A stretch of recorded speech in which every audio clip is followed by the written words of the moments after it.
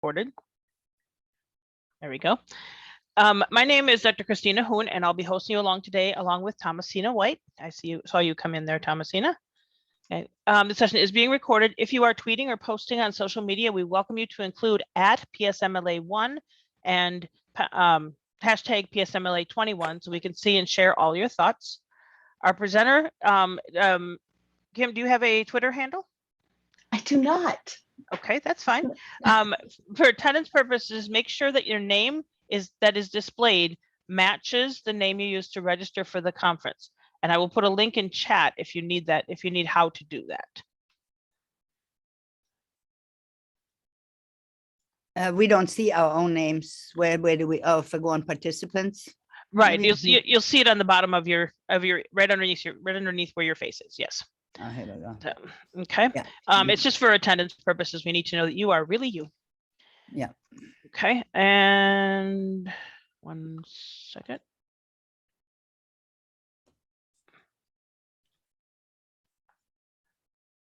Slight technical glitch on my end. My apologies.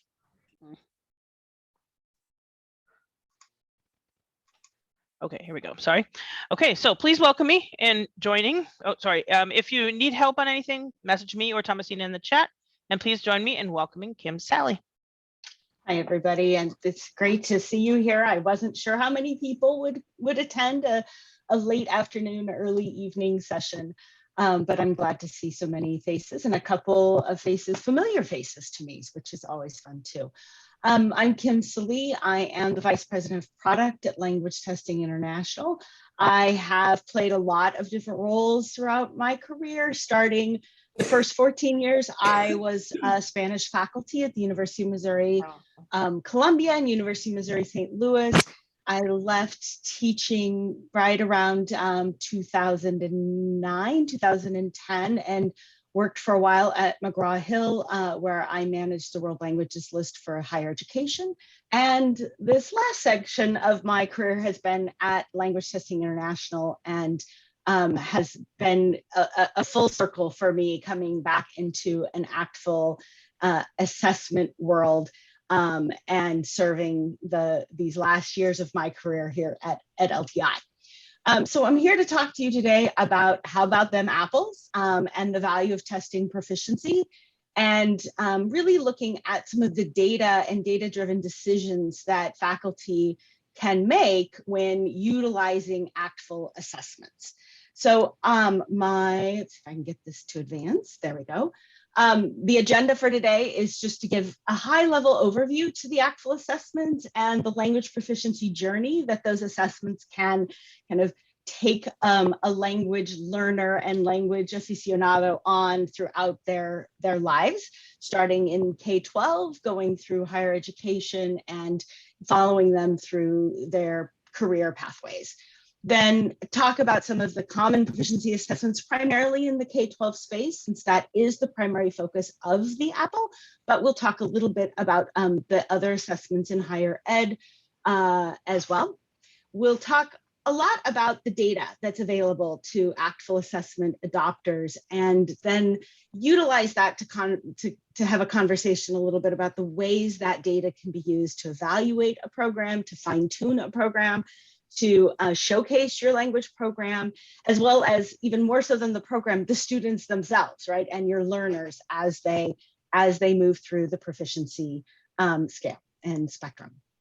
So really high level, there's always a little bit of confusion about ACTFL and LTI and are we one and the same or are we completely different? And LTI and ACTFL have a 29-year partnership. So there's good reason for the little bit of confusion there. As you all know, ACTFL is a non-profit member organization. Most people are very familiar with the ACTFL convention, held always the weekend before Thanksgiving. They are the developers of the ACTFL Proficiency Guidelines, the ACTFL Proficiency Scale, and they develop and produce valid and reliable assessments in language proficiency in all skills and in 120 different languages that we at LTI administer in over 60 countries around the world. So we are the exclusive licensee of ACTFL assessments. We administer nearly 1 million assessments a year around the globe. And we serve 3 primary markets: academic markets, and that's both the K-12 and higher ed space; government, we do a lot of testing in the government space, as well as corporate clients. So again, that trajectory of students learning in K-12, going through higher ed and into career, all can be followed along with ACTFL assessments delivered by LTI. This next slide always takes a second to load. So high level, the different ACTFL assessments, most people think about the OPI. That's probably the first one that people think of when they think about ACTFL assessments. That is our flagship. That was the first assessment that was developed. And then along the, through the years, we developed the writing proficiency test, the oral proficiency test by computer, the oral proficiency interview by computer. We usually call that the OPIC. The listening and reading proficiency test, the AAPPL, which is the ACTFL assessment of performance towards proficiency in languages. That's the K-12 test. We have a LYRA for Latin that Bridget was mentioning earlier, an LNR CAT, which is an adaptive English listening and reading test. During COVID, we launched the ACTFL TEP, the Test of English Proficiency, a college entrance exam for international students needing to demonstrate English proficiency. We've also launched a proficiency placement test designed for college level placement in French and Spanish, and then developed the ACTFL OPI and WPT for the Seal of Biliteracy. This is a special package for the 25 languages that the next 25 languages that the AAPPL does not cover, to ensure we're giving lots of pathways to lots of learners for achieving the Seal of Biliteracy. All of these tests are grounded in the ACTFL proficiency guidelines that serves as their framework and their blueprint. All of them are developed by ACTFL. The raters and rating systems are developed, are run by ACTFL, so they certify the raters, they renorm the raters, they're in charge of rater quality and monitoring those raters along the way. But then once a rater is certified by ACTFL and meets all of their qualifications, they are then eligible to work at LTI to do the rating, delivery, testing, and rating services. ACTFL assessments, as many of you know, are used extensively in second language acquisition research globally, not just within the United States. And all of our tests are can be rated on the ACTFL scale, the most common here in the US, as well as the ILR, which is typically the government scale, or the CEFR, used quite often internationally. So when we talk about that journey that a learner can take, it really probably starts with the AAPPL or the ALIRA. ALIRA, again, being the test in Latin. Those tests are designed, the AAPPL being the largest, is designed for students and learners in 3rd through 12th grades. It's available in 10 different languages, and really allows the evaluation of language proficiency from novice low to advanced low for learners in those grades. It has customized content for younger learners versus older learners, so that middle schoolers will see content that's appropriate for their age group, and high schoolers will see content appropriate for theirs. We also administer the OPIC and OPI in that space, and WPT. As we move into the college realm, the ACTFL assessments have been positively reviewed by ACE, right, the American Council of Education, for acceptance at universities for college credit. So the OPI, the OPIC, the WPT, LPT, RPT, et cetera, can all be taken by a learner and presented to a higher education institution for the awarding of credit. And ACE does an extensive review every 4 to 5 years, including third-party validation, and technical reports are submitted for all of the tests. And we're thrilled that now for, I think it's 12 or 14 years running, we continue to receive that ACE recommendation.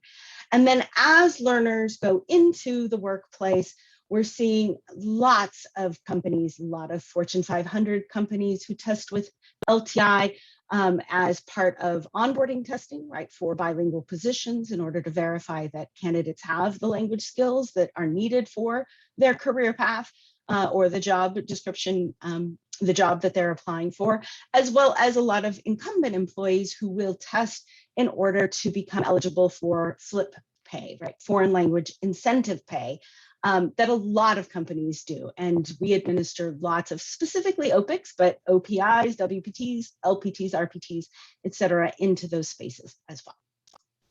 So specifically talking about the AAPPL and kind of what is the AAPPL? I know some of you use it, and that's great. I'm glad you're here to learn a little bit more. Some of you, it's probably a new concept of a test. So the AAPPL is an online assessment designed for students in grades 3 through 12.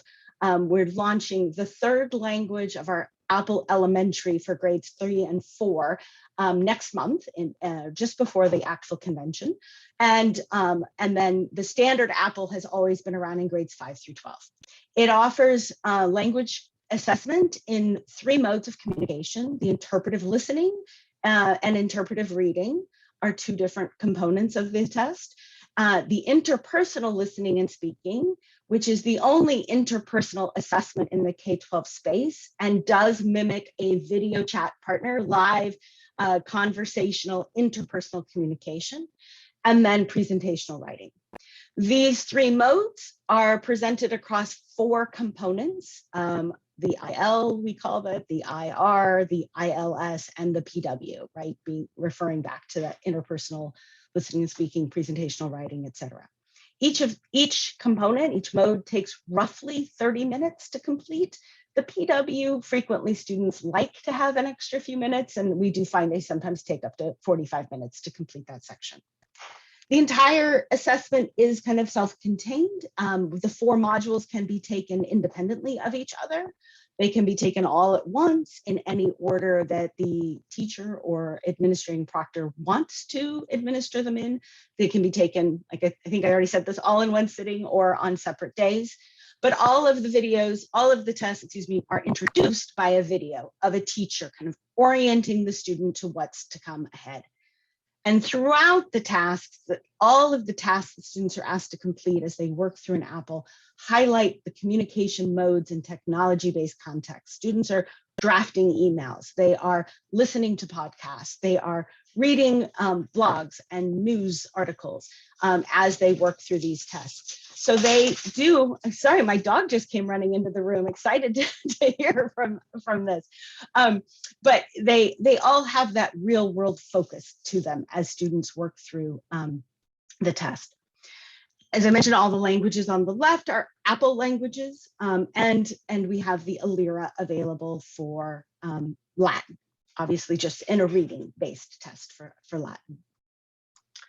We are launching next month the Chinese Mandarin version of the AAPPL Elementary. We do have the Spanish and English version that have launched already and are available. This is specifically for those younger learners. It's the listening and speaking component only, because second graders aren't necessarily all that proficient as readers in any language yet, right?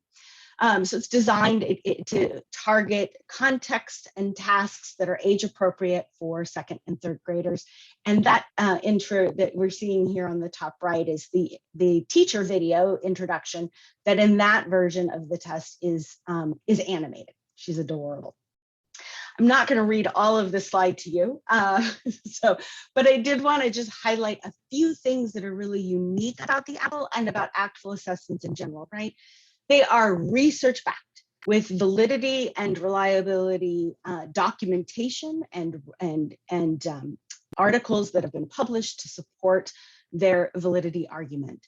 They, as I mentioned earlier, it's the only test that assesses interpersonal listening and speaking rather than presentational speaking on the market.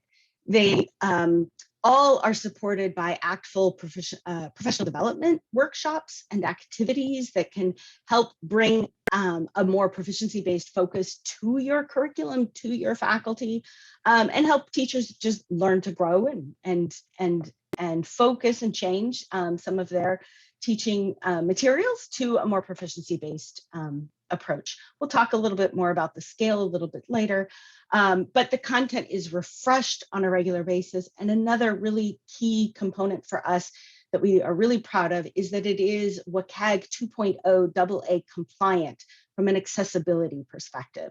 The AAPPL itself has a variety of accessibility features built in that the learner can independently activate as needed, and a few others that will need just pre-ordering kind of thing, so that we can do things like extend the time allotment on the amount of time a learner can take to respond to the speaking component, that kind of thing.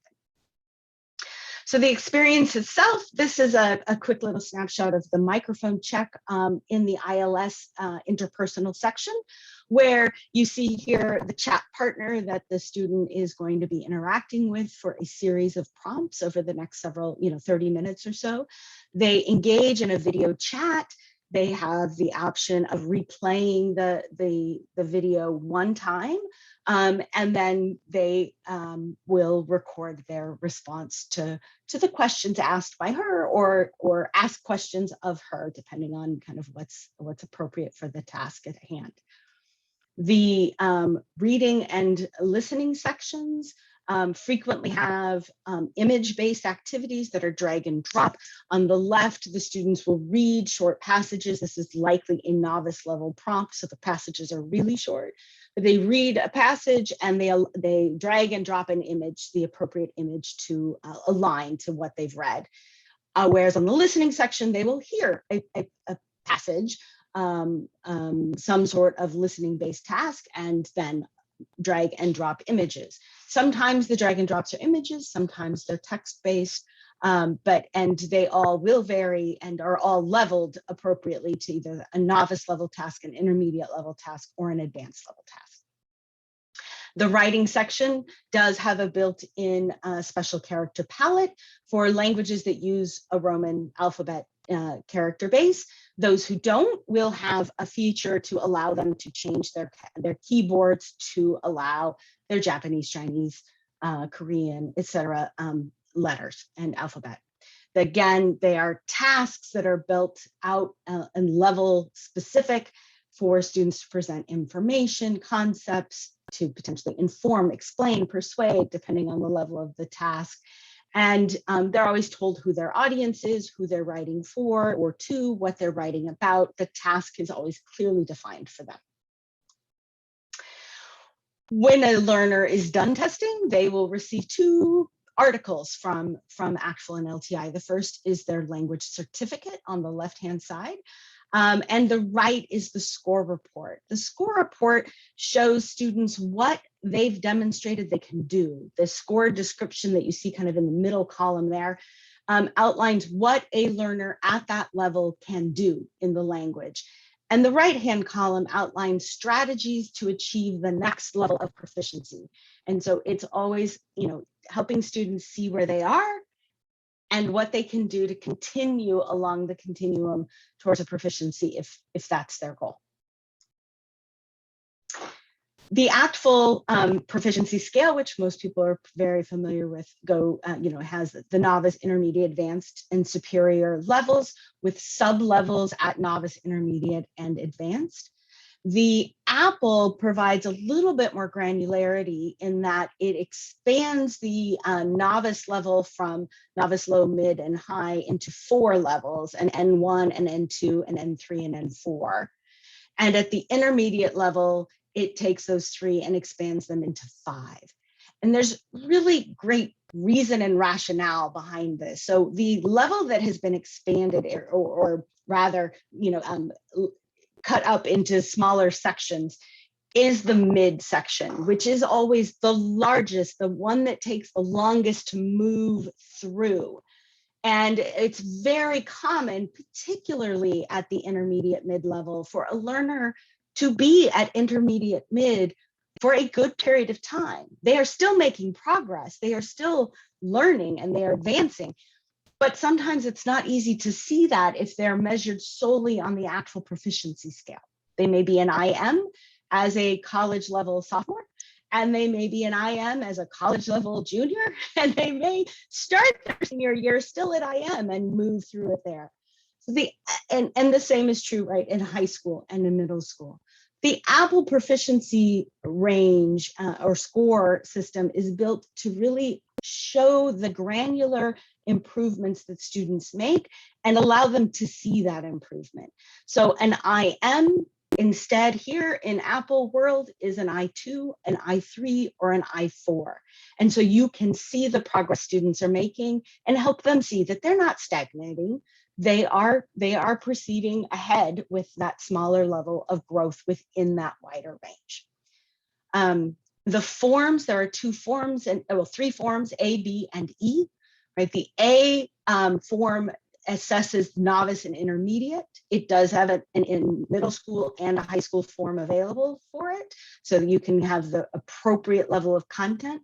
But A, you think about as novice and intermediate.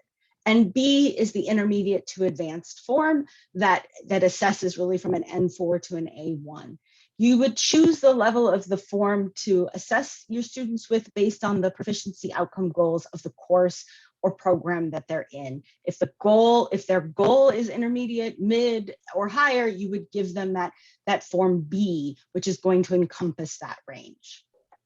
And then form E is that elementary version that's for second and third graders, and it's only available in that novice intermediate level form. Real quick, this is part of what the descriptors are when it explains to a student what an I3 looks like in the various modes, telling the students what that indicates they are able to do. And that's really empowering to students, because I think a lot of times students do spend more time thinking about what they can't do than what they can do. And we all know it's very empowering to be thinking about what you are capable of and what you can do. And so these are worded in such a way, these appear on that score report I showed earlier to help the students see the things that they have been able to demonstrate being able to do. So when we think about all the data that comes into, an actual assessment like the AAPPL, I want to showcase several of the things that you can do with the data, or that you're able to see as a result of administering an AAPPL assessment. So the first is that you're able to, the AAPPL has 3 or 4 kind of very robust reporting tools available to use for anybody who is administering the AAPPL. So you can come in and see where your students are and how they're performing, and you can slice and dice that data in a number of different ways. So one, if we think about a district, maybe wanting to look at how schools are performing, or you want to look at it across the entire school, you can do a school report, right? Which shows then here in this particular one, this is a middle, junior high school, and all of the students during this time frame in ILS achieved an N4, right? That's a novice high kind of rating. And across the board in the writing, they're achieving just slightly higher than an I2, which is the lowest level of an intermediate mid. So it's one way to view it. And then on the right, we have the same kind of view, but with the addition of the orange dots, which show you the national average among other students of a similar background, right, that have taken the AAPPL nationwide. So we give you the context of, okay, in interpersonal listening and speaking, this school achieving that N4, or kind of between an N4 and an I1, is pretty much spot on with what students are achieving nationally and that same kind of cohort. And then, but we look at PW, and this school is outperforming the national average, which is always exciting when you're able to see that. Sometimes, of course, it goes the other way. The national average is a little higher than your school's average, and there are lots of reasons for that, and a little soul searching might be done to determine if that's in alignment with your goals, or maybe you want to revisit how your curriculum is supporting one mode of communication over another.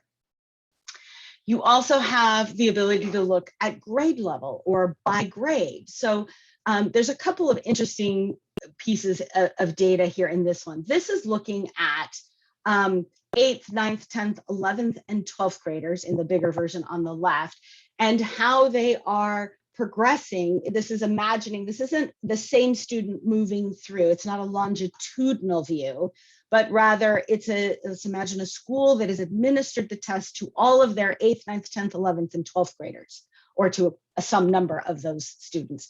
These are the results for that cohort of students. So it's interesting to see that, for example, and this is real data, it's from an anonymous district, but that the 8th, 9th, and 10th graders all show growth, right? You're seeing a trajectory that the 10th graders are doing, are achieving a higher level of proficiency than the 9th graders, than the 8th graders. But then interestingly enough, in 11th and 12th grade, at least in ILS, it's going down a little bit. There's lots of reasons for this. One of those may be your 11th graders, that cohort of that grade level includes a lot of first-time learners. Maybe a lot of students choose to start their language study as an 11th grader, trying to knock out that requirement at the end of their time in high school rather than at the beginning. There may be other kind of pieces of data that come into that, but it allows you to kind of start thinking about what could be behind some of these things. The version on the right shows 4th through 8th graders. And what I thought was interesting about this, well, one, we do see that their language proficiency is growing, grade level by grade level by grade level, but it also gives a view that this particular district administers the PW, the IL, and the IR, right, in grades 4, 6, and 8, which is an interesting way to administer the APPL. You're under, as I mentioned earlier, no obligation to take all components all the time. And so a lot of times districts will look at different ways they can, schools and districts, maybe stretch their dollars, stretch their assessment dollars, and still get some data across the groups of students as they move through at different points. Whereas ILS at this district, they're administering in 5th, 7th, and 8th grades. So there's a different, 8th graders take the full suite of tests. So just different ways to think about how you might administer the test. You can also look specifically by language. So if you can, now you want to look specifically at how on the left, the Chinese program is doing. And here at this particular institution, they're doing phenomenally and well above the national average. It is what this feedback is kind of telling you at first glance. Whereas in French, they're exceeding the national average in speaking and in reading, but in listening, it's lower than the national average. And so again, it starts a conversation. Is that okay? Is that in line with our goals? Are our goals as a school or as a program to really ensure that students are confident speakers of the language? And if so, these data really support that mission is being accomplished there. Maybe listening is of lesser importance, or maybe there's some other factor that plays in to that result.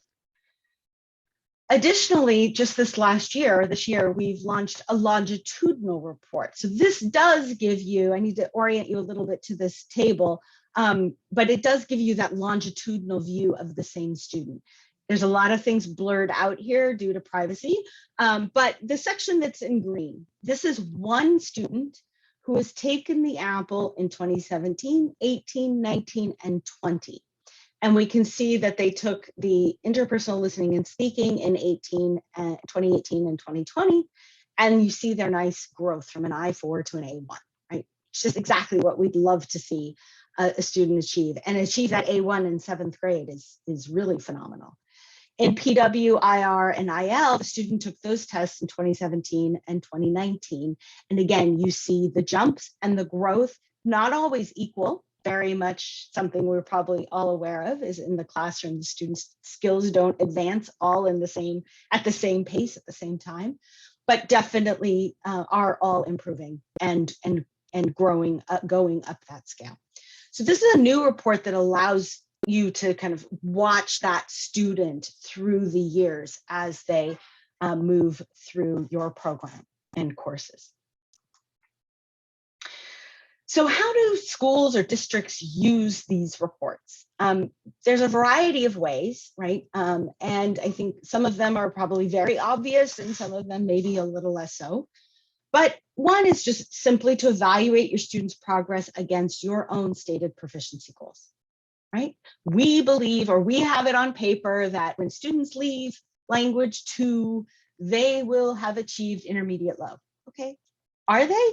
Let's get some data and see if that's holding true. And so you can see if they're meeting the goal. Maybe you created a goal. My colleagues and I did this several years back in about 2008 or 9. We set proficiency goals for our courses kind of based on what we thought, based on the syllabus, what we thought they were doing, what seemed reasonable. In retrospect, after you gather a little more data, you go, you know what, I don't know that that goal of IM after 2 semesters is actually achievable. So it helps you kind of question and check and validate your own goals. If you don't have goals yet established, then determining what those goals should be, right, is another way. Is a lot of schools will do a pilot and pilot a some percentage of students and use that to help them establish what the goals should be and what the goals for continued growth might be. You can always benchmark your students' progress by the individual student, as we saw, kind of how is the individual student doing? How is this course doing? A course within a sequence, a specific class of students, or a specific course that you administer. By language, right? We all would expect that proficiency doesn't grow equally across all languages. When you have a different alphabet, when you have character-based languages, et cetera, there's going to be a different pace of language acquisition happening, particularly in some modes of communication. And maybe looking by grade level is another way to really dive into what's happening with our 8th graders, what's happening with our 11th graders. Sometimes it helps for you to understand where your own program's strengths and opportunities lie, right? If I go back to this slide, right, we would say potentially, this is not this isn't all of the data you might collect, but it's helpful data. I would say in this particular one, right off the bat, we're thinking the strength lies in their speaking and how they're developing the speaking skills with their learners. And then potentially, if it aligns with their own goals, perhaps there's an opportunity to further develop listening as a, in listening comprehension as a skill as well. And then a very common purpose we see or application is to evaluate curriculum or curricular changes. So you may assess to determine a baseline. That may not be every student. That may be, a random selection of students or one class, but not another kind of thing. Determine your baseline, make your adjustments, make some tweaks, make some changes that you believe will improve your outcomes, and then reassess to determine the impact of those changes. Did those changes have the result that you expected? Did they have a different result, maybe one you hadn't anticipated? And it's a great way to pull some data easily and relatively easily to help you evaluate. And then the last one, I kind of have it's an anecdotal story to go along with, but identifying these challenges, which of course are just serve as opportunities that you might not have known of before. So there's a district that we work with. It's a large district of about 40,000 students. Of course, not all taking languages, but they began a journey maybe about 5 or 7 years ago and assessed their language 1 students and got the results back that those students had achieved novice high, which they were really, really thrilled with after one year of middle school, high school language. The students were achieving NH. And they were patting themselves on the back, and they were so excited that their curriculum is having such great outcomes, at such an early stage. And then they assessed the next year at the end of semester 2 or year 2, and found the students were at NH. And they thought, that's interesting. They're not continuing to grow here. Their proficiency isn't developing further. That's what we're going to have to examine that. And at the end of year 3, they examined again, and the students were NH, a little bit higher, but not all the way to IL yet, not most of them. So a few of them achieved IL, but the average was still at the NH. And it was really eye-opening to them to realize that they, in their review, not necessarily mine, but in their own view, they were failing their students. They realized that their curriculum was really not promoting those stretch, right? How do we keep pulling those students into the intermediate? How do we give them opportunities to develop, more language, the ability to talk about a wider breadth of things, of topics, to be able to move from that chunk of language production into sentence level, consistent sentence level production, and to be able to do that consistently. So they sat down, they did a heavy, hard look at their curriculum, heavy look at what they were doing in years 2 and 3. They also realized that this probably explained why they saw a pretty high dropout rate in their language program between the 2nd and 3rd year, because the students are sitting there thinking, well, I really can't do that much more than I could do 2 years ago. And that's a lot of work to put in and not see growth. They ended up kind of revising their curriculum, reassessing, looking at, they assessed like honors groups versus standard groups versus, different kind of specialized groups. And we're thrilled to be able to come back and see that after their curriculum redesign, the students were still achieving novice high at the end of semester 1. The majority of students were hitting intermediate low at the end. I said semester 1, I meant language 1. It's a full year course. At the, moving into that IL range in language 2, and then in that 3rd year, they were hitting IL with some reaching into IM, and they were seeing that growth and change. And in fact, they also saw that in their earlier data, the honors students were the ones who were really, up there, and the regular class was a little bit behind. Once they redesigned the curriculum, strangely enough, to their great surprise, the students were able, the regular students were able to achieve beyond what the honors students had been achieving previously. And all of this, of course, none of that achievement comes from taking the AAPPL assessment itself, but it came from the curriculum redesign that group of faculty focused on after they saw the data, right, that they learned through doing the assessment and evaluating how their students were moving through their program. So I think data can provide us lots of opportunities to do some soul searching in our programs. Where can we improve? Where can we grow? And where can we better serve our students? There's a variety of AAPPL resources that are available as well through LTI. And I'm really pleased to have about 5 minutes left to take a couple of questions if anybody has them. I think I see now there's a few up in chat. Not about this necessarily, but go ahead. Are there any, I think you need to come off mute if you have a question to ask. And I was talking and forgot to unmute. Shame on me.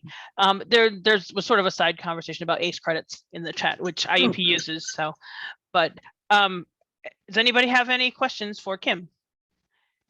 Well, I have one here, and I've been talking about this at the different conferences and conventions that I go to, but we use the AAPPL, and you all know that we use the AAPPL, yet, and we're university, okay? So maybe we're not fitting into the mold, and we're doing our own thing with it. Correct. So the AAPPL from ACTFL developed the AAPPL to be a K through 12, grades 3 through 12 assessment. And that is the audience the test was developed for. It's the audience the validity and reliability validation studies have been conducted against.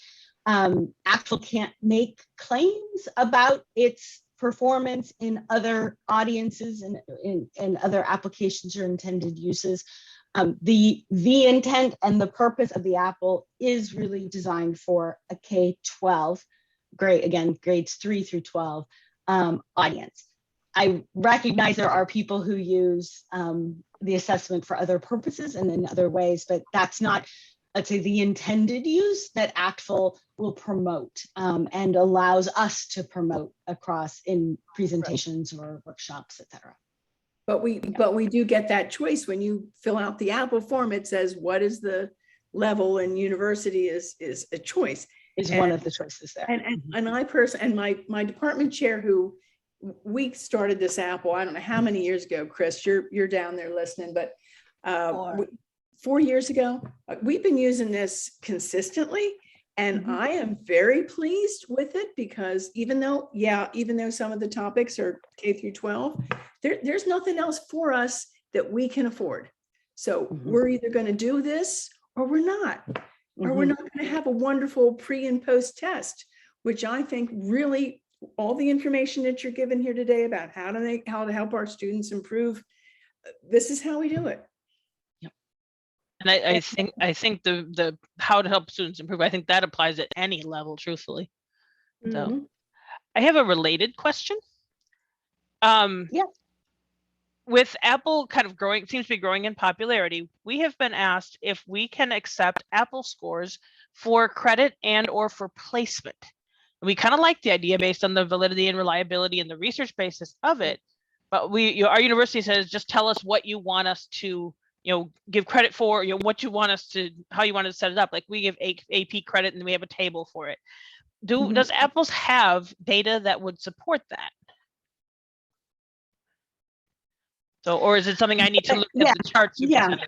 I mean, no, we don't, Apple isn't, ACTFL has not published any data to support the Apple being used for placement or credit receipt. That said, the seal of biliteracy is something that many universities have begun accepting and issuing credit with, right, and for. So when a student presents with a seal of biliteracy from XYZ state, that means they have achieved, there's lots of pathways to earning the seal of biliteracy, the AAPPL being one of them, AP tests being another, right? There's a variety of tests and pathways to achieving the seal of biliteracy. Several universities do accept the seal of biliteracy as certain levels of seal in various states for equivalency to language, first semester, second semester language. The challenge will be that every state has, because the seal of biliteracy is a state by state initiative, not a federal initiative, every state has a different requirement level, achievement level, proficiency level for the seal of biliteracy. Illinois, it's an I5, an intermediate high. Other states, it's intermediate mid, and in some states that's an I2, in some states that's an I3, in some states that's an I4. So there's going to be a little challenge there in implementation, but ACTFL did develop a proficiency placement test that is approved and validated for language placement. But I understand that's not what your school is asking about necessarily. The cost was an issue there.